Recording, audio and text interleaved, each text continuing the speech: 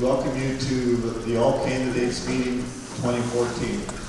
Welcome to all the candidates, and looking forward to a very informative and enjoyable evening.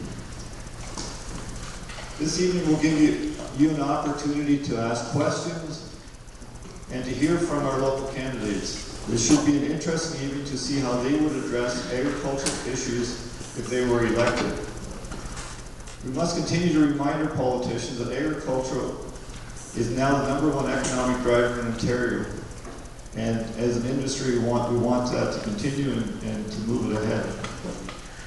At this time, I'd like to hand the meeting over to Janine Lund, our Member Services Rep for Oxford and Elgin. She will moderate the meeting and go over the format of the evening.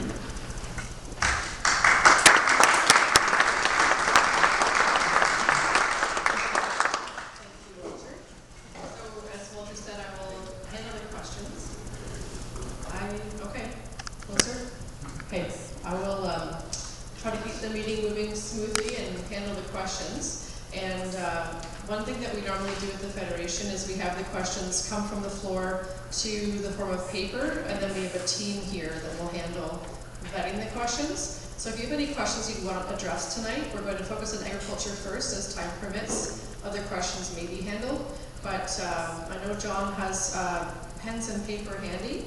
So if you don't already have something to write on, or if you have a question to submit, just raise your hand a bit and he'll come and make sure they get to the table.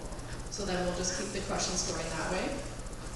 And when we get started, we have everyone seated in alphabetical by name. And what we'll do is we have a 3-minute time allotment for each party to speak. And then when the questions are done, the questions will be going in 2-minute segments and passed accordingly down the row. And if anything comes up that's party specific, what I'll do is have that party answer it. And then if anyone else needs to answer, we'll go alphabetically from there. So I think that's the plan. And is there anything else I need to touch on, Amy, or are you okay? Please make sure at some point you take time to talk during the break and also enjoy the refreshments at the back. There's prepared there by the Federation. And oh yes, and we have color-coded cards. So we'll have timing happening. And what Amy will do is when your time's getting close, you'll get the yellow.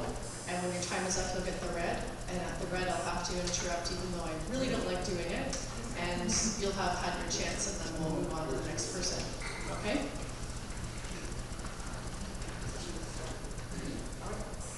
So I think we'll start from the beginning of the room this way. So Mike Crum, if you'd like to start, I will give you a microphone.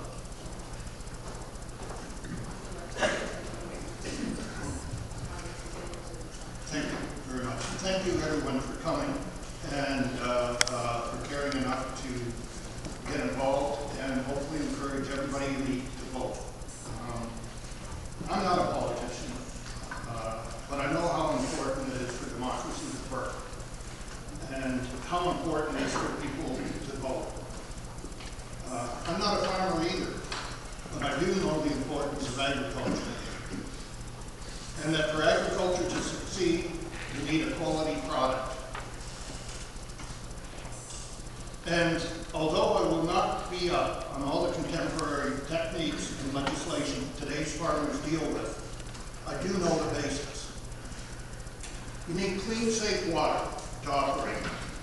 And the air cannot be soiling your crops, spoiling your feed, and sickening your livestock. And our county cannot run the risk of going bankrupt, having to pay for the damage to our wells, businesses, and families. So, I may, or I may not, win this election. But I plan to influence the discourse of this debate, and for this, I'm grateful. Thank you.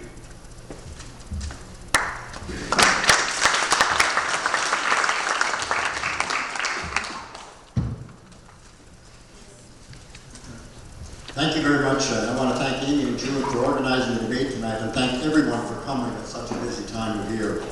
It's a privilege to serve the people of Oxford, and I'm pleased to be here to share our plan to strengthen the agriculture industry and once again ask for your support.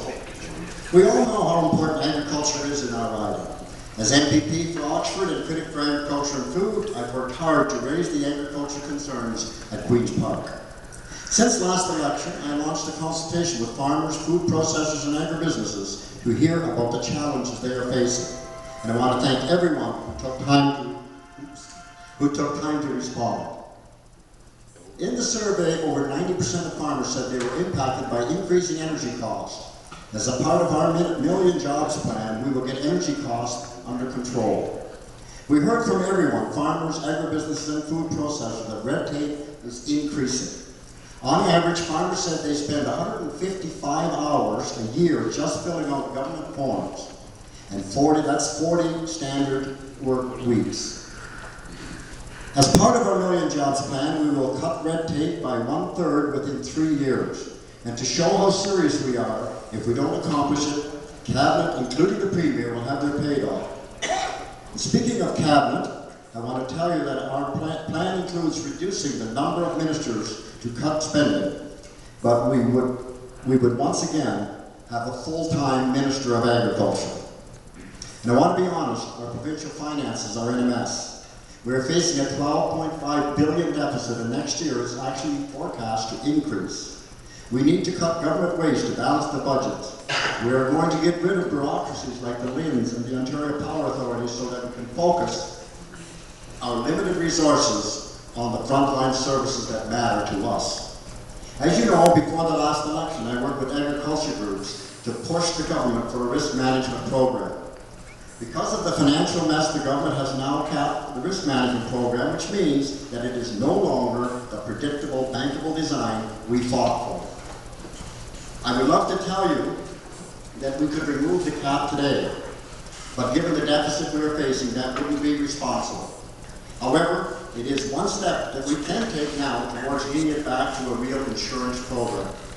Currently, if the government's full contribution to the risk management program isn't used, they take it back at the end of the year. We would make it a dedicated fund that any money that isn't used during the good years would stay in the program so it is there for the bad days. It's not just government finances that are a problem. We've seen many manufacturers, including significant food processors, announce closure. Our plan would encourage new investment in Ontario by reducing the corporate tax rate, increasing opportunity skilled trades, and as I mentioned, cutting red tape and making energy affordable. We believe that Ontario can lead again, and I look forward to sharing more of our plan to get there with you folks tonight. Thank you very much.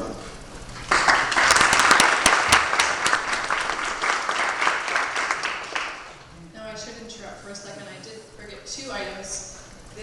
I have done this before, but I'm going to give your last call to turn your cell phones on silent or vibrate, and I should have taken the chance at the very beginning to make sure you all can see what I can see, which is the names of people who are here tonight to represent the parties. So we'll just take a minute to say those names and then we'll keep going, just to be fair. So you've already heard from Mike Farlow. With the Green Party, Bernie Hardeman. With the Conservatives, Daniel Moulton will be speaking with the Liberals, Brian Smith with the NDP, and Devin Wright with Libertarian. So that brings us back to Daniel, if you'd like to get started. Thank you. Thank you so much, June, for serving as our moderator tonight, and Amy for organizing the Federation's debate this evening. I think it's fantastic that we've started our campaign, these debates, with a focus on agriculture, because we all know the important role that agriculture plays in our economy, how important it is here in Oxford County, and how important it is across the province to our long-term sustainability and prosperity. I want to thank as well the people in this room, many of the farmers in the community who have helped me so much in these last few weeks of this campaign. It's been an amazing learning experience. I've learned so very much from the community, from going out and visiting different farms and from the different commodities. And it's been very educational for me, and it's been a great opportunity to see and learn so much. So thank you very much. I'm proud to run here as a Liberal because our party and our government has maintained a serious focus on the important role that agriculture plays in our economy. I was proud to work on a budget this past spring that put a priority on the agri-food industry by creating a fund of $40 million each and every year over the next 10 years to create 120,000 jobs across this province and partner with the agri-foods industry to to innovate and expand its global markets.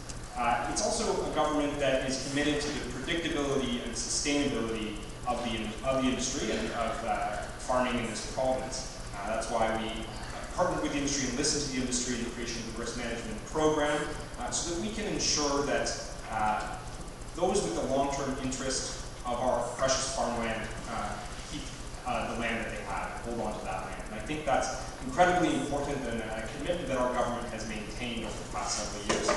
And I'm excited in this campaign. So much has been I've learned so far, and reaching out to the community and learning over the course of this campaign has been fantastic. I'm looking forward to the weeks ahead, where I'll have the opportunity to learn so much more. Hearing your questions this evening, I'm looking forward to that, and I just want to thank you very much for engaging this evening, engaging in our democratic process. A strong commitment of my campaign has been to reach out to more young people and engage them in the democratic process. We have many people coming into our campaign that are getting involved in their first election, and I think it's fantastic to see that. And I'm looking forward to these questions tonight. Thank you so much for your interest and your engagement.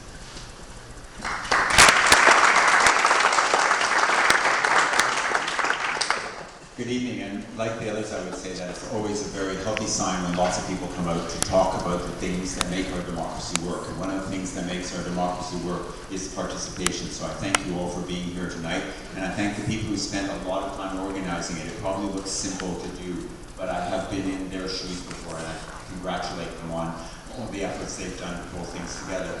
My name is Brian Smith, and I'm running for the NDP party in this riding because I believe it's time for a change. And the question would be what kind of a change you would like. And I'm hoping that you're not believing that with a magic wand everything can be made better. We're not going to promise 70 amazing promises that we don't intend to keep. The NDP is going to move for sensible change. Nor are we going to make extreme and reckless cuts like Mr. Hudak would do. That would cut, if you average out what he's promising to cut in this province, that would cut out of our rural area 934 jobs in healthcare, in education, and community services that we all depend on, no matter what age we are. Those kinds of things are what makes it possible for people to continue to work, because they know that their children are cared for, they know that their elderly parents are cared for, or perhaps they think that one day they themselves will be somewhat elderly and may need that care. So we need those people in our community. So the NDP and I would propose that we have change that makes sense, that change be fully costed and signed off by an accountant before you even suggest it to somebody, that you make sure it's affordable. We need the kind of change that guarantees that community schools will still exist in places like Kintore and they stay open. The other night I was there, they gave me a lovely t-shirt, which I am not wearing tonight, and I apologize for that, but they also asked me if I would sign a pledge that would say that I would support that community and rural schools stay open, and I have signed that, and at the end of this meeting I invite Daniel to take that back to his group. We also pledge that the kind of change that we will make will help farms and will help processing on farms, so that you can add to those family businesses and you can keep them in competition with the mega businesses that are south of the border, that are south of the American border, and that are in other parts of the world that are just hammering at the markets for Ontario farmers. We are going to help with marketing in Ontario, with the way that you market and with a commitment that the Ontario government will buy Ontario first. When a crop is in season, that's what will be bought. We are going to work to bring young people into agriculture. The average age in agriculture right now is 52, which means if you are an average person in agriculture, you're a young pup as far as I'm concerned. But it does mean that you must be looking down the road to retirement at some point and hoping there will be somebody to turn it over to. So we want to make sure that there are people in place for you to turn it over to. We will preserve prime farmland, and we will reduce energy costs through reducing electricity costs and heating fuel costs. And I made it on time. Thank you.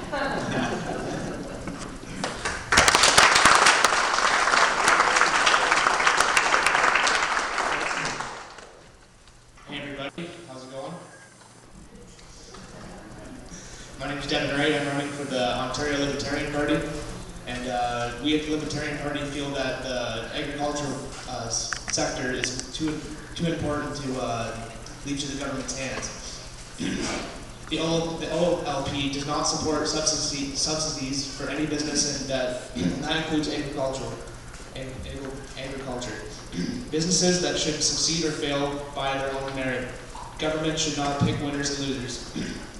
The OLP does not support government-backed marketing boards that restrict competition in the marketplace. Businesses and consumers benefit by a free and open market that encourages competition and innovation. This also is how jobs are created. The OLP does not support government interference with property rights. Property, whether it be the physical land that you work or the bounty of your labor, is yours to use, share, sell, or distribute as you choose. The only restriction should be a policy whereby private individuals or corporations bear full responsibility for damages that they inflict on their neighbors or their neighbors' property. The OLP does not support government interference by way of bureaucratic policies, burdensome regulations, or legislation that creates an unlevel playing field whereby only special interests or favored corporations can effectively compete, or at times even enter the market. Agriculture is too important in Ontario to have the government get in its way.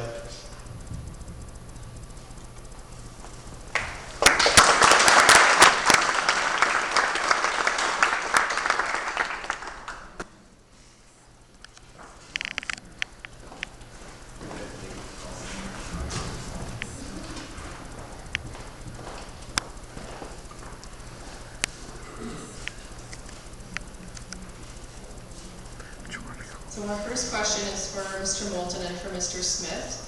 So we'll give Mr. Moulton the first chance at this one.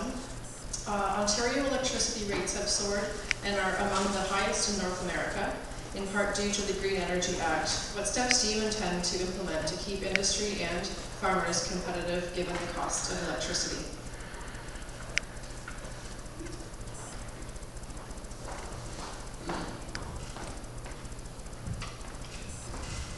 Thank you very much for the question. I think this is something that we've heard consistently from farmers, that there's a concern in the cost of energy and the burden that it places on the cost of maintaining a farm and operating a farm, and something certainly does need to be done. And that's why in our budget this year we announced that we would be removing the debt retirement charge from people's electricity bills to help start to reduce the cost of residential hydro. And it's a first step in the process of helping to reduce those costs. I think when it comes to the work that we've done as well in improving the reliability and the sustainability of our electricity network in the province. For a decade, after a decade of underinvestment, we need to step up as a government and invest in the network, invest in the infrastructure so that there would be predictable and reliable energy in this province so that people can operate businesses and people can, when they turn the lights on, or turn the switch on, know that the lights are going to come on. That was a necessary step that had to be made if we were going to set up for long-term sustainability in the sector. It had to be made, and it has, in many cases, driven up the cost of electricity, and we understand that. But those investments needed to be made. If they hadn't been made, we would be facing a much more serious situation of unreliable electricity, and it would seriously damage business. So there was a need to make those investments after far too long of underinvestment in the infrastructure.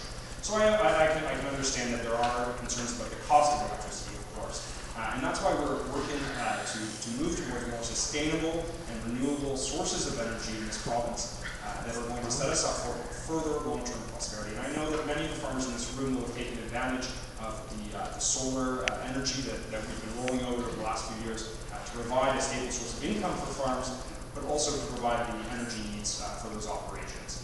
So there is work being done. We're going to continue to look and have conversations with farmers and with the community about what we can do to help reduce those costs.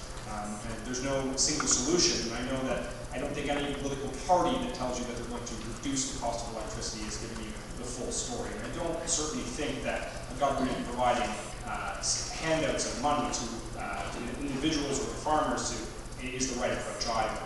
So we're going to continue to make sure that the infrastructure is in place that's necessary, and work with farmers and have conversations about ways to reduce costs.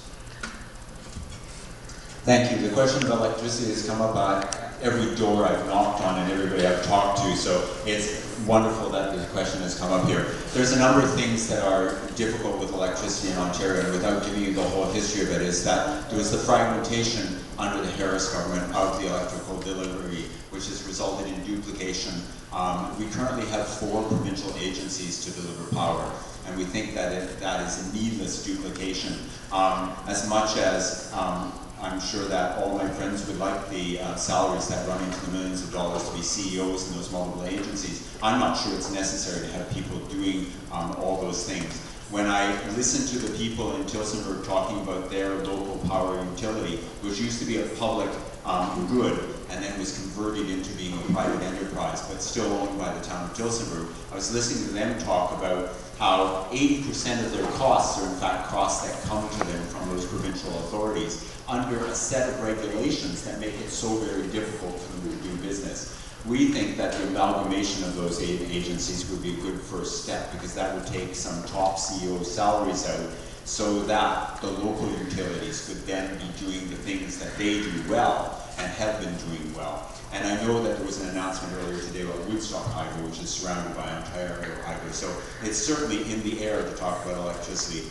The other thing that I've learned is that currently the structure of the agencies in Ontario is such that you can buy Ontario-generated power cheaper in the United States than you can buy it here.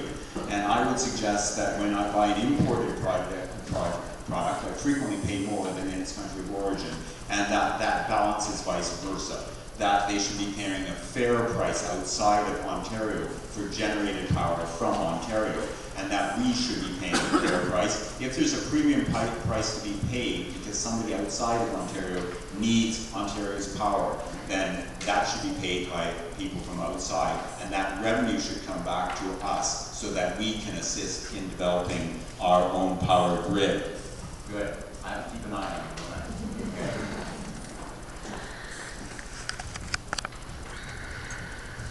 Just to clarify, if there are questions directed at individuals, I'll give others a chance to answer, but if you wish to pass, that's completely an option as well. Having said that, would you like to handle this question? You're going to pass, okay. Go back to the beginning. You would like a chance? Thank you. I think Woodstock has a tremendous opportunity in this issue.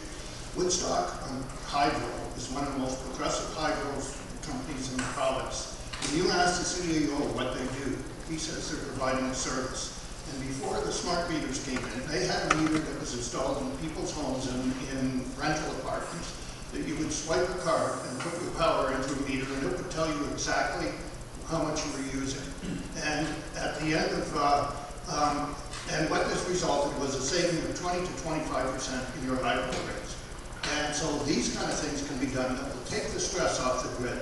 It means we're distributing power less, and we can actually start to have central or distributed power from different homes and reduce costs and provide stability if there is a power outage. I don't think I have enough time to go through that, but there are options that can be considered.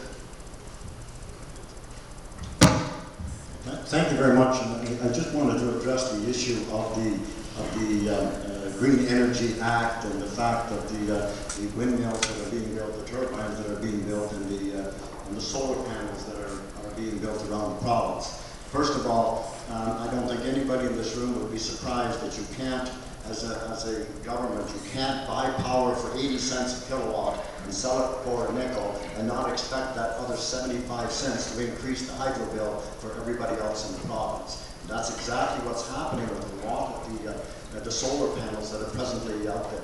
And the windmills, when they put them there, first of all, the government would give local authority back to decide where they could be sited. The municipalities get to decide where the Tim Horton gets built, but they have no say in where the wind turbines get built. I think that's wrong. Second thing with the wind turbines is that we pay more for the power than they generate, and they only generate it when we don't need it. The hottest day of the year when we need the most power is when the wind isn't blowing. And so I think there's no generation there, so we have to have base capacity to fund that or to fuel that hottest day of the year, and the rest of the time we have to pay for that the wind power that we don't need. So we need to stop, I think some people would say, stop the insanity and quit signing contracts that pay a lot more for the power than it's worth, and get the other generation running full time. If we can't get sufficient, there are places we can purchase it, like in Quebec or in Manitoba or even in the northern United States. for a lot less than we're presently paying for the wind turbines and the solar panels. Now, I do believe everyone who has a project now that is running has the contract signed with the government, and they're entitled to get paid for that contract till the end of it. But our government will not enter into any more new contracts under the Green Energy Act. The microphone can actually go to Dan right now because the next question is for Dan Moulton. Yeah. You do, okay, okay, yeah. Ontario Libertarians believe that people should be free to invest in power generation and energy transmission facilities without incentives from the government. Introducing competition to the energy industry is the key to sustainability. The competitive and innovative free market should be allowed to select the most affordable and environmentally friendly method of electrical generation. Individuals or groups of individuals should be free to choose their electricity supplier. In the short term, we'd stop subsidizing all forms of electrical generation, stop risky energy programs, and deregulate power production and transmission methods. In the long term, we'd undo regulated price plan programs, end corporate handouts and bailouts, and privatize all energy production.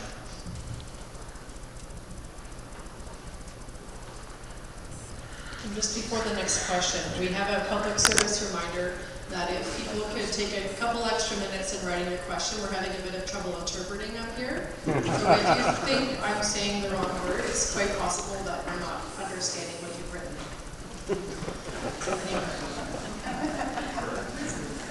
So the question is for Liberal candidate Dan Moulton. In 2008, the Liberal government had a program which was called the Ontario Cattle, Hog and Horticulture Payment, which gave money to retired and deceased farmers instead of the beginning farmers who needed it most. Many of these beginning farmers are still struggling. When this OCHHP program was brought forth to Ag Minister and Premier Kathleen Wynne, in her response letter, she made no reference to the completed study by the George Morris Centre, which is a reputable agriculture think tank, and the FOI, Freedom on Information numbers, that showed 1,753 retired producers received a total of $13.5 million of taxpayers' dollars. She offered help with debt mediation to the affected beginning farmers. By this, she showed no accountability and absolute disregard for the affected young farmers. If you form a government, will you be accountable and revisit and rectify the situation and correct the error by giving a cash infusion to those overlooked farm families who continue to fight for justice?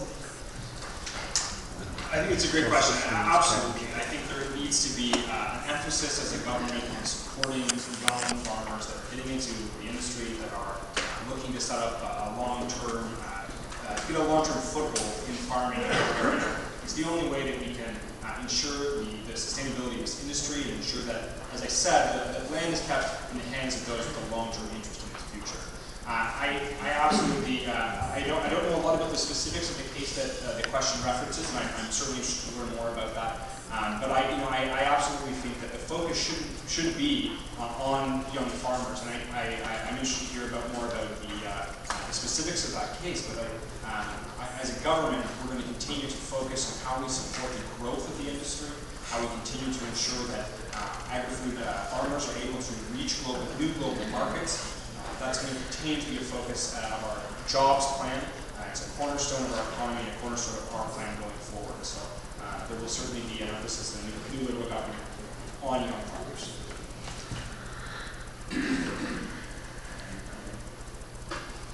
I'd like to comment as well.